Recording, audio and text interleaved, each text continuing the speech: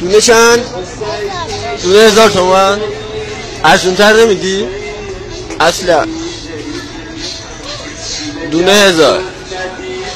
هر روز همین کارو میکنی؟ آره؟ تا ساعت چند؟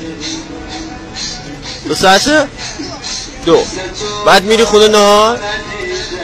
کی میاد دنبالت؟ خودت میری؟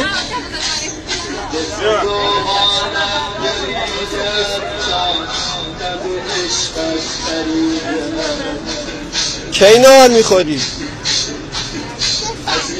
3 ساعت دیگه مامانت میاد دنباله؟ آره؟ هر روز همین کارو میکنی؟ صبح تا شب؟ خسته نمیشی؟ چرا این کارو میکنی؟ خدافظ. دیگه حرف نمیزنی؟ خدافظ. یه دونه به من میدی؟ یه دونه میدی؟ خودم بردارم؟ همین یه دونه بردارم. پول میدم دیگه. بعد چی؟ همین جوری نمیدم. بعد چی؟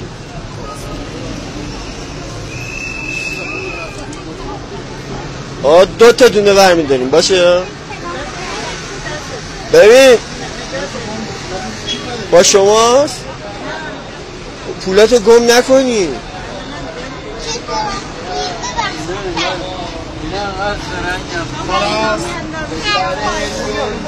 اصلا این چرا باید کار کنه؟ باید ببینیم اونایی که میارن میذارن کار بکنن. خب همین دیگه. چی باید باش؟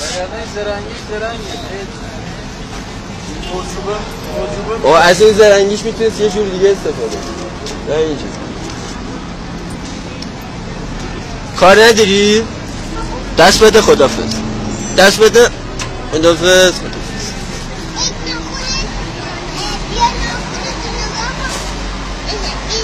کوتاش کنم؟ باشه چشم. خدافظ.